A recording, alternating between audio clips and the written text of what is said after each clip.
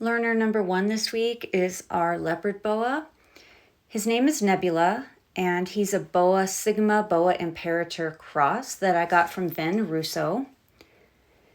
He's pretty good at target training, and he shifts fairly well. This is the first time that I have asked him to shift onto the scale station inside a tub.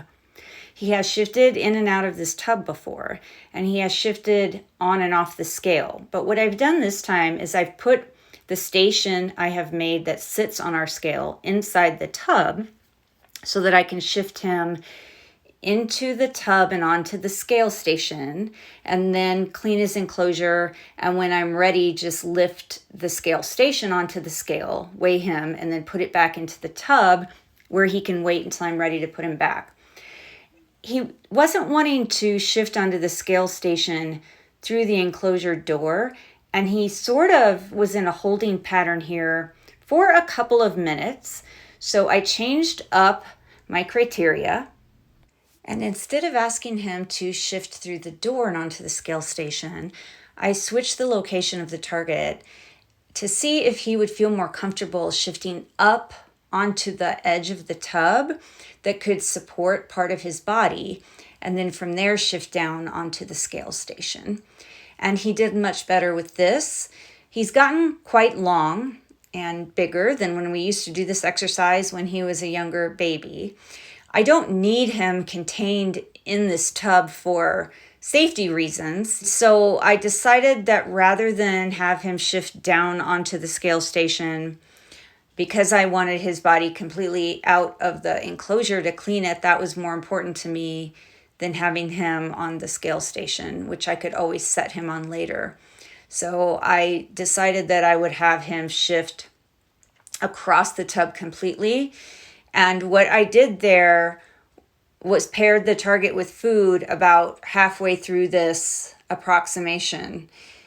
And now I'm using the food as a lure to get him to come across the tub with his entire body, because he sort of wanted to stay where he was there over the scale station perch, and part of his body was still in the enclosure.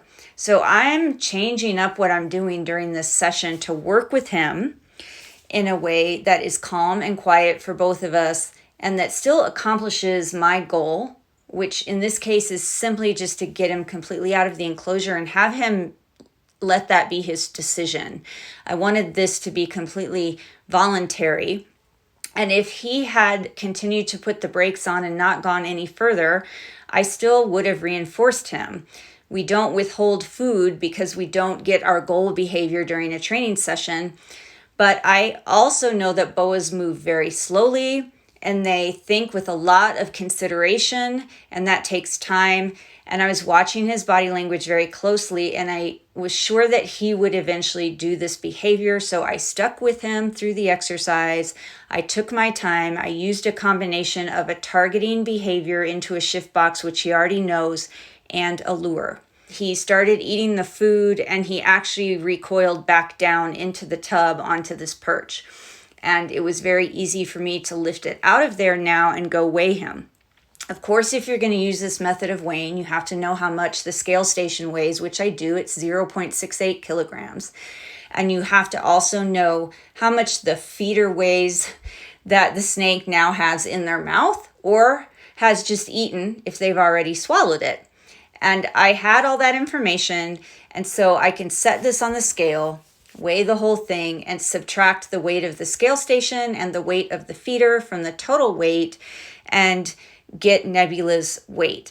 And this way, it's not stressful for him, it's easy for me, and it's a good exercise for both of us.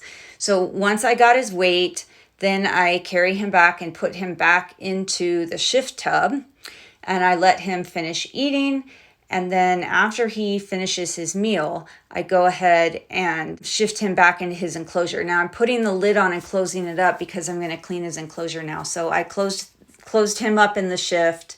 There's our hognose snake taking a look at what's going on. Now this is our false water cobra Vashti. I don't believe I've shown any videos of her in a while. She came from West Liberty University. She was part of a project that I did there with Michelle Williams for her graduate thesis on snake training, and we actually got our snake training paper published in the journal Animals. It's open access, so anyone could read that. Some false water cobras like to climb. Mine doesn't. I got a false water cobra that loves to swim and spend a lot of time in water and underneath dirt. So she has an area underneath her pool there that she's made caves in.